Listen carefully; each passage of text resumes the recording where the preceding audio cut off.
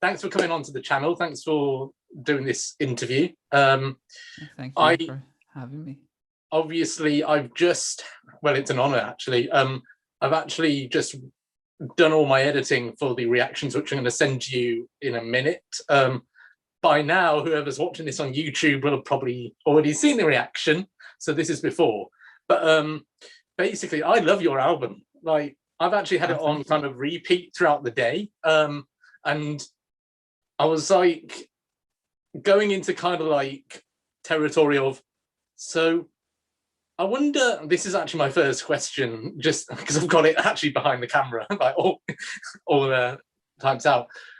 Who are your influences? Because I could hear a lot, personally, of Biffy, Cairo, Coldplay, Snow Patrol. I heard a bit of Snow Patrol in there. Foos, all of them. Like, I want to hear, who did you actually listen to while you were making this album to inspire you? Well, this album's the songs in the album are like it's like one of them is Still Life. The song Still Life is like 3 years old now. Yeah. So it's kind of hard to go back to what I think what I was listening to at the time. But still, for example, Still Life, that's very inspired by kind of like Muse and bands like Muse and Everything. I'm not sure if you've heard Everything, but that kind of they're a band of scene, but I haven't listened to, so maybe I need to do reactions. Yeah, they're really good. So like, yeah, like the arpeggios, things, all that in the chorus is kind of Muse inspired, and then the verses are kind of punky, and then the ending, I kind of had this idea of the end of that song to kind of go really epic and like build and build and build, getting cut. And well, that's the thing. You'll see in one of my reactions, I'm ready to rock out, and so you cut it. I'm like, what the hell, man? Yeah, it just totally fucks your expectation, messes with it. I'm not sure if I can swear or not. I won't swear just for If you do it doesn't matter. No, it doesn't matter. Cool. Yeah, I apologize to my subscribers if you find it offensive, but I doubt you will. I know. Yeah, just like as I was saying, it fucks your expectation of what the song's going to do in bits. We're doing that more with newer stuff, but especially in Still Life, because when we played that live like about 3 years ago, I just sang the chorus but kind of quietly at the end again, like we're doing another song. But I was like, what? But why not just get the have the cello play the melody? Yeah, and do something different. And make it, and it makes you go. It's like that still life. It makes you stand still and go, kind of hold you. That's what happened to me. Like, it was the orchestral element which got me. Like, because there's so many bands out there. I'm not sure if you agree. There's so many bands out there with just guitars, drums, that's it, and bass, and like actually more recently, obviously with Architects and stuff like that, they are adding in the orchestral element to kind of like the music, and I'm thinking, is this the new thing for rock? Like, have you noticed that? I suppose it's always kind of been there, in a way, because you've got Metallica did that album years ago, and they did a second one actually a couple of years ago, the San Francisco Symphony Orchestra thing, them in San Francisco Symphony Orchestra. So yeah, it's always been there, but I think recently it's becoming a bit more popular. I've certainly noticed in the past year, loads of bands are using that element to add to the music. Yeah, make it more dramatic. Yeah, but in terms of your question, like what bands were what was listening to that was influencing me at the time, like all the bands you said, like Foo Fighters, Biffy, Muse, everything. I think they just released an album, so there was quite a lot of stuff I was listening to of theirs that I was like, and there's so many different things, but yeah, just kind of bands with like big choruses and like what's on there, like an EP, just like big sounding rock songs. And then actually the oldest song, I don't want to, in case this is one of your questions and anything, but the oldest song called Veneer. I'm trying to think what that was inspired kind of by. In fact, that's quite old. There's a lot of singer-songwriters that I was listening to at the time called One's called Damien Rice. You know, if you've heard Oh Damien yeah. Rice, and a guy called Glenn Hansard.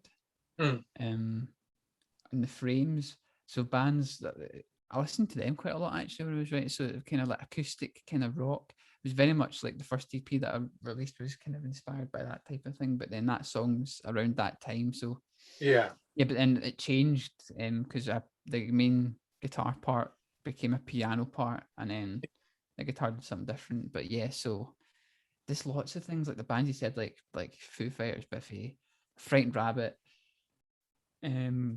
Foals as well. Like Foals, it's Oh that yeah. song Hiding Place is kind of Foalsy. Like I wanted a kind of, I like the idea of having the chorus just to be like a tune, like just something a crowd can go do do do do do do. Oh yes, You know, that one.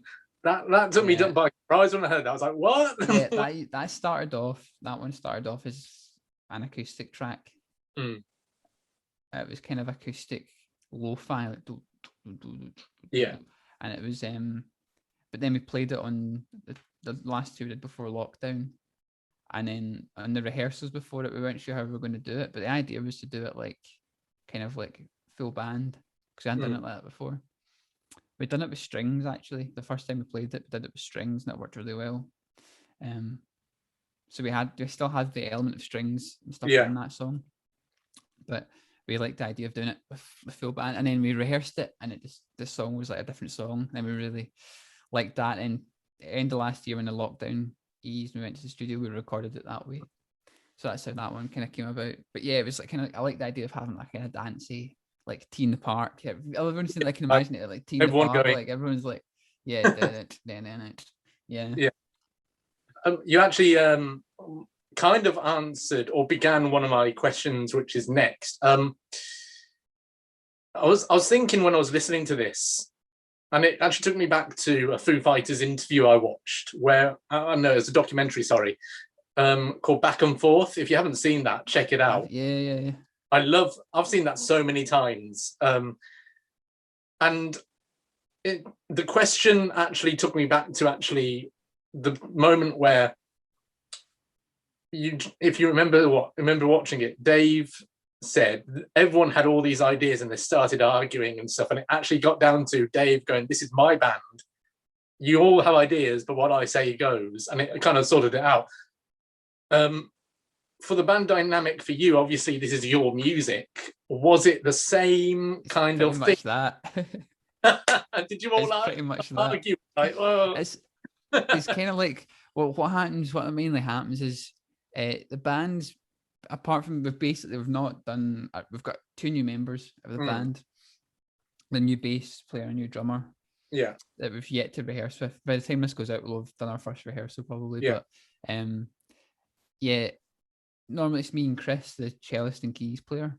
So I'll write this, I'll kind of send him a demo of it, and then he's got perfect pitch and he's pretty kind of clued up with harmony and what chords he wants to use and what different, and then like vocal harmonies and stuff. So he'll add all this stuff in, but he'll throw everything at it. I'm like, whoa, that's too much. Take some of that out. It doesn't need that much stuff. So we end up like picking the best bits that he puts in. And some of the idea, like the song "Better as Enemies," was kind of, this was about almost 2 years ago, but a year and a half ago, we went to record that one. And I remember we're like, I didn't like the second verse. It was just the same as the first verse. So I was like, how can we change this up a bit? So we did that whole bit if the lyric, I remember him saying like, you could use like, I don't think this is working, and the whole song could like break. So it goes, and it goes like that, using the guitars and stuff, and the cello goes. So it was just stupid things where we're like having a laugh while we're doing it.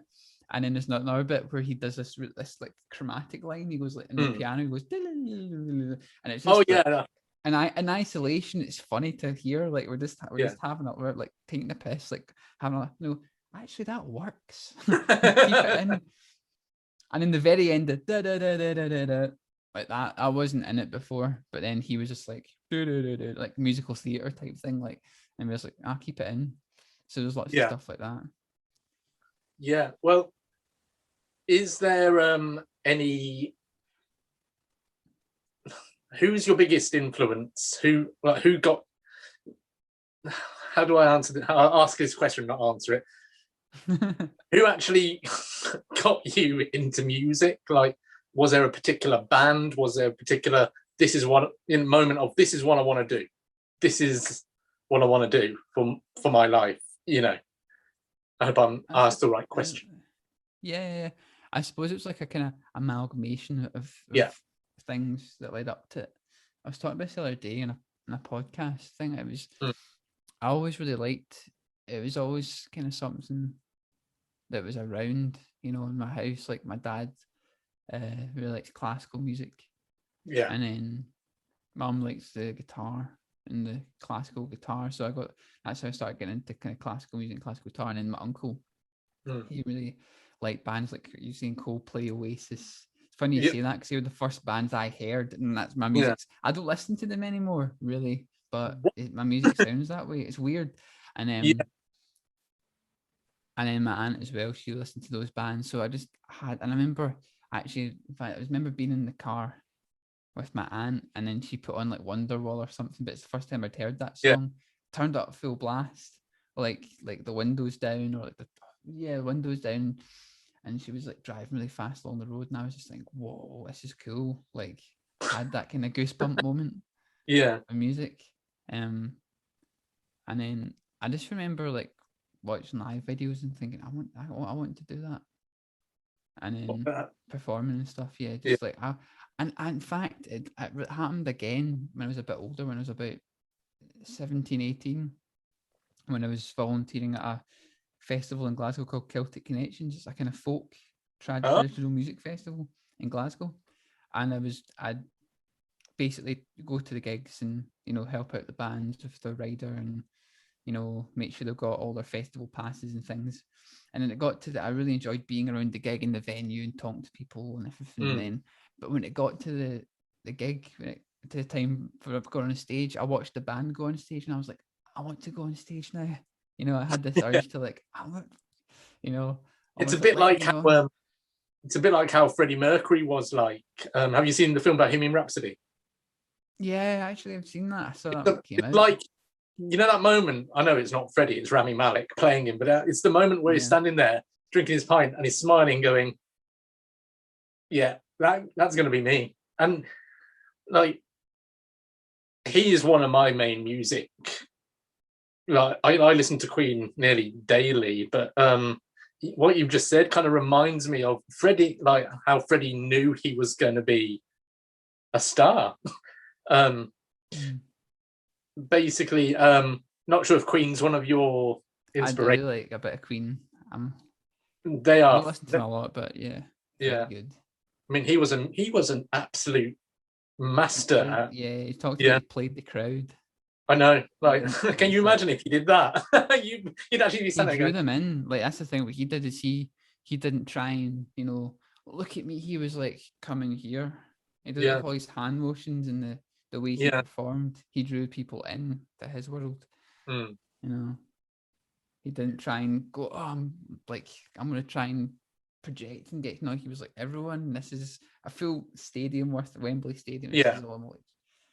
I bet like Dave Grohl does that as well. They're on to be honest, he does it with me all the time. Whenever he's on stage, I'm like, I don't care about anyone else. I'm focused on the main man. In fact, I actually listened to some Nirvana live stuff recently, and I'm like, I contemplated what would have happened if Kurt was still alive. Would we be graced with Dave's talent, or would he still be a drummer? I think he'd probably be doing both. But would the Foo Fighters exist? That's the thing. Like, would they? He'd ended up doing, they ended up doing something like playing guitar and singing his songs. But whether or not that would have been as big a thing. Yeah. I mean, can you imagine if we were time travelers? We'd be like, Dave, come with us, and we'll show you what you're like. But no, I don't want to think about that because Foos are my favourites. So, but basically, back to the album. What's your favourite song of the album? You've got to have one. You got to have Favorite one which song, to play Common to. Ground. Common Ground. That is an absolute tune. Just because it's the kind of newest one on it. Either that Mm. one or Foreign Bodies. Yeah, Probably. Oh, Veneers. I like all of it. yeah. Yeah, I'd just say for now. Yeah, Common Ground. It's just got the most dynamic. It's the most dynamic and the most kind of takes you on a journey. Yeah. And then it leaves where it starts off, type thing as well, which is quite cool. So yeah, I like that one a lot. I in my reaction, I actually read out the blurb, or is it called the blurb? Like in your explanation. Yeah. About, I actually read it out, but when I was listening to it, I felt there was a line I want to get out, which reminded me of lockdown, which I think we all kind of were like, we want to get out now, drop this. But I got a real sense that there was two elements to the whole narrative of the actual it is, yeah. actual album. The one, in my personal opinion, it felt kind of very like recent for all of this pandemic of how can we talk with one another, blah blah blah, but also it felt as if it was also like a friendship breakdown song or a breakup, not song, album, sorry, about trying to discover who you are after something, I'd say a bit traumatic, if that makes sense, because yeah, in all honesty, I've been through a breakup. I'm not sure if you have or anyone else has. It's not fun. And it is quite traumatic. And then you have to kind of discover who you are going forward without this person. Does that make sense? Yeah. Is that the actual, like, is that what, have I hit the nail on the head with the actual meaning of the whole album? Or kind of, it's the songs were kind of about, it wasn't so much a breakup, it was two things. I had a friendship that kind of turned a bit sour, shall we say. Yeah. And also had I had a couple of things happen similar to breakups type thing, and also another song's about someone else went through a breakup and I wrote it about that, so that's Foreign Bodies. So it kind of ends up being in that kind of domain, but the song Common Ground is, I suppose, that was the last one to be written. That was written in end of 2019. Oh, I think I finished before that all hell broke loose. Before all hell broke loose, yeah. So I finished that like towards the end of 2019. Yeah. And I don't know, I remember the first line in it, like, it's like me just saying, can it get any worse? Like, just because of what I'd personally been through, Yeah. So I was, but then you relate that to a year later. I was like, can this get? And then yes, it can. Yeah, exactly. And then there's just loads of weird, like, and then the song's called Common Ground, and I started noticing that I've got other songs and your songs about it a bit more, but I was just noticing then people weren't really listening to each other. And then the song Veneer talks about it even more, and that's 5 years old. Yeah. That's just me trying to understand people and get to know. And then I see the way people interact with each other now online, and it's just very hostile and very, like, you wouldn't have a conversation with someone about something face to face. You wouldn't say these things to the person's face, I know. but you can type it, Yeah. And then hide behind your keyboards and go, oh, it doesn't bother me. Not there. Yeah. It kind of does feel like people who do that, they get the kicks off it. Oh yeah, you get a little, kind of like, look at me, how good I am. Yeah. Type. Like, I personally, on my YouTube channel, I have no time for. I don't even respond because I don't have time for that. I don't, we've got one life. I'd rather move forward, it's just like, in fact, it happened to I was walking about actually, and things like when people like have little goes at you like that, like, I find that I tend to like laugh it off quite easily now, because I know it's kind of pathetic. Like, I was walking down Sauchiehall Street yesterday in Glasgow, and then these two wee girls behind me, this went, "All right, Baldy," like that. You should turn around. Yeah, I'm all right, thanks. I it's like I'm excited. Yeah, exactly. Yeah, just think like 'cause I used to get. I remember I used to get called when I had hair. I used to get called Ron all the time. And they were Oh, like, "All right, Ron." And I used to, I looked like Rupert Grint, and then he was like, "All right, Ron, how's it going, Ron?" I used to get all that time. But no, I took just that in as a general. But compliment. I was that's like, Glasgow though. Glasgow's like that. It's kind of like a bit, it's kind of almost like not in terms of endearment, but like it's just kind of like friendly banter, you know. yeah, like, And everyone's kind of like that. But yeah, I suppose we come back to the question of people not mm, the album kind of being about two things. I kind of ended up being about the other thing as well yeah, because we recorded it over lockdown, and then I rewrote a couple of lyrics and stuff to some of the older songs. mm, Redid a couple of things and kind of changed the meaning in a couple of places, like in the bit in Common Ground, the very end, the "You can confide in me," like just like it used to be, and then maybe we'll find some common ground. It's like we yeah. can try and like trust each other because there's no like it's just this the way There is no the trust in this world at the moment. It's like if no someone in does something anything. wrong, it's like pitchforks are out, stab them to death. Yeah, Like, it's like, how the heck, how did we get? humans are flawed. Like humans are Yeah, in this same veneer. I talk about that. Like humans are fundamentally flawed yeah, things. and We're yet neither good people don't we're pick both on that. good and bad. Like Yeah, people don't pick on that. They just go, "He made a mistake, kill him." Like, that's it. yeah, exactly. It's like what the fuck, man. Just chill out. Yeah. So that's kind of what the album's about. Hmm. It's about that. It's about kind of I was saying in the blurb. It's like on a personal level and a kind of I say political, but it's more kind of social Yeah, level, kind of personal and kind of wider, you know, spread. yeah. I've actually got like four more questions left. Two have just formed in my mind, so that's great. Yeah, go for it. um, basically, your album is out on the 30th of April. Um, Yep.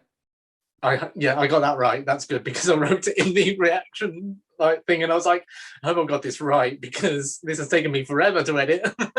um, Yeah. but yeah, it was meant to be released before, Mm-hmm. and then you decided due to something which has happened, which I don't really want to, unless you want to That's talk. fine. That's okay. That's Um, okay. That's fine. yeah. Was there a reason why you have released it later? Yeah. Well, our guitarist passed away the week Ah, it was meant to be released or live. He yeah. plays with us live, and it just didn't feel right to do that, Mhm. or we couldn't, it just. I mean, we also wanted some time just to kind of Yeah, process what just happened as well, and with everything we had yeah. coming out. So it's like let's just sideline it for a couple of weeks. Mm. Just that's not the most important thing right now. The No, most important no. thing is um, making sure everyone's okay. Yeah, So that's kind of what we did. But now I think I think leaving it any longer would have been the wrong. Because I know personally Josh would have just been like, nah, just put it out. You yeah, know, he would have yeah. wanted us just to put it out anyway. So I was just, no, we get out for us. Wait a bit, but you know, get it Well, out sooner needed rather time, than later. needed time to process and grieve, and Yeah, obviously, from someone who has lost a really good friend last year, the grieving isn't just like, okay, you got a week. Like on a personal level, not sure if you agree with me. For me, the grieving's still going on for me. Yesterday was my friend's birthday, and it was like, Darren's mm-hmm. not here. Great. Does that make sense? Like, it takes time. It's not like, Yeah, it comes at random times. yeah, It can be it yeah, just happens. You get a wave of it and it kind of goes mm, away. yeah, And it's been weird for me because I haven't been because we lived together in Manchester last year. yeah, But I've not seen him since like September or mm, August or something. So it's been yeah, weird because I've been kind of detached from it. I've been texting and stuff, but like there's no. I know it's just like I think when I go back, it'll kind of maybe hit me a bit more. But mm, um, yeah, just now it's been I'm kind of okay. But like that first week was not that Yeah. great, but yeah. No. Well, obviously, if you need to talk to someone, I'm here, because I get it. Oh, I thank you. really do. I get it. But let's move on. So basically, the album's coming out 30th of April. I'm actually I'm going to buy a copy of it for you Oh, to post. thanks. Um, but basically, what are your future plans for the band? Do you have like a tour coming up so that people know? Do I'm Well, we're planning. There will be a gig. There'll be a couple of gigs in Glasgow. Yeah. At the end of the year. Mm. And there'll be one in Manchester. Oh That's yeah. always for the past. We'll do one in Manchester. Is that in June when all the social distancing is apparently going to be free in England? Is that social distancing going in? I don't know. June 21st, Boris is saying no social distancing. Yeah. And everyone's going. That's England. Everyone's sure, going. Are you sure, Boris? Because you said before. Yeah, I'm a bit, because they're not giving us dates and they're doing it. They've given us dates up until I think May 17th of May is when it really starts to relax, and like another 3 weeks from now. Because today, as of today, the pubs are open in Glasgow. They knew I was coming up, Scotland. You see. Yeah. Surgeon was like, Dan's coming up. Now you better behave and be normal. Better open the pubs. Yeah, open the pubs because Dan's coming. Yeah. Get that income in with the booze. Give us the YouTube. Yeah. And but yeah, sorry. Are you going to do some tours? We're going to do. I haven't really got a tour as such, because it's very. If I knew what was going to happen more, I'd be trying to book things a lot more. But yeah, the plan is to do. We're doing a support gig. Yeah. It's just been confirmed today, on the 30th of October in Glasgow. 13th note, we're special guests. We're going to play a full set anyway. I'll be there. I'm inviting myself because I'll be living in Glasgow. Nice one. Yeah, so you come along on the 30th of October. Then we're going to do our own headline gig sometime as well, towards the end of the year. Maybe next year. And then we're doing what else? Oh yeah. We've got the thing at Webster's. Oh yeah. Theatre. So we're doing this. We're doing it was meant to be recorded in February, but in the lockdown, it's postponed it. Then we got the new members came in, and then we're like, we'll do it with them as well. It was originally going to be me and Chris doing a duo thing, and it's kind of built up. So we're recording that at the beginning of June. We're recording a performance, and we're going to put it out as like a live stream thing, and also a live album type idea. Oh yeah. So we're going to perform the album live, and we're going to do it completely differently to how it is on the album as well. And we're going to do a couple old songs as well. We'll do a few, and we'll do one new one that's not on the album. All right. So we're going to do a few new things. Yeah. And then we're going to completely change. So we've got like electronics, we've got flute. My friend's coming in to play some flute on it. It's going to be obviously cello. It's going to be different to what we've done before, and it's going to be cool with some cool visuals as well, because Diana Doomey, who did the music video and who's done some of the artwork on the album, she's doing live visuals. So we're going to get a couple of projectors, and it's going to, and we've got some nice lights and things at the venue that we can use. So it will look really cool, and it will hopefully sound really good as well. That sounds amazing.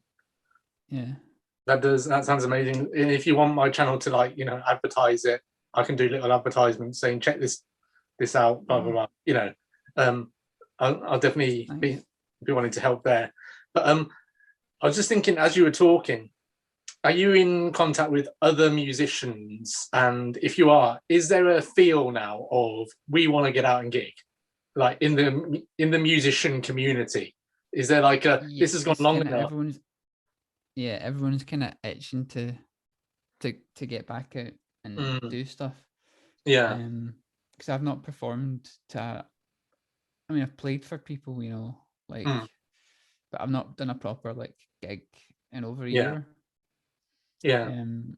so it's like everyone, and I know everyone else is just like kind of, everyone's kind of, I think there's this thing of like, I don't think about it, because you think about it, you're just going to be like, oh, you Yeah. end up missing it. So Yeah. it's kind of just like put it away. That's what I've been doing anyway. Just like don't think about gigs, and you see them and you watch them on YouTube, and then you. And you're like, oh, yeah. You still there? Oh, Oh yeah, cut out. there I'm still. you My broke. computer just crashed a bit. Yeah, We're good. yeah. My But internet's unstable. okay. Well, I'm coming to my last question anyway. So, Cool. We'll keep going. but basically, last question is: are there any bands you're listening to at the moment for my YouTube viewers and subscribers to check out? Yeah, hang on. I'm sorry if this is breaking up, by the way. It's just literally done this in the past 2 seconds. Let me have a look and see what I've got on That's my normal now. Apple Music. Yeah. I'm back to normal now. Yeah. I think my computer's overheating as well. It's can't cope with all. But this is the last stuff question, so. Yeah, hopefully let's get to the end. Yeah, so I think something a couple of days ago, artist I discovered, Meg Myers. Oh yeah. I played her on my live stream. She was, because you asked for her, obviously. Yeah. She's awesome. Yeah. Really cool songs. What else? What's the stuff? I've got another band I found called Alpha Male Tea Party. They're quite good. They're an instrumental rock band. Right. Half Alive is another band for you. Half Alive, kind of like pop, psychedelic pop, funky stuff. Tiger Cub as well. They've got a new album coming out. But I've been listening to a lot of Ben Folds recently as well. Northlane, there's a metal band called Northlane. I've been listening to Manchester Orchestra. Yeah. What else have I got? Yeah, I mean, I've just so much stuff, but they're the kind of things I've been listening to recently. I've been listening to a lot of Bach as well, because I'm playing it for my recital. Yeah. At the end of May. So I've been listening to a lot of Bach and South American music. Yeah. But there's so much stuff that those bands are the ones that kind of I mean stand out. Black Peaks. Have you heard Black Peaks? No, I haven't. No. Black Peaks are good. Listen, check out Black Peaks. People they did a live stream gig thing that they filmed with Audio Tree recently. That was really cool to watch. Oh, that sounds awesome. I'll have to check. I'll have to check them out. Yeah. But yeah, that's it for me. But yeah, that's kind of what I've been doing. Yeah. Awesome. Well, that's it for me in this interview anyway. So before your computer dies, I just want to say thank you for coming on. Thank you for coming on. It's been a pleasure.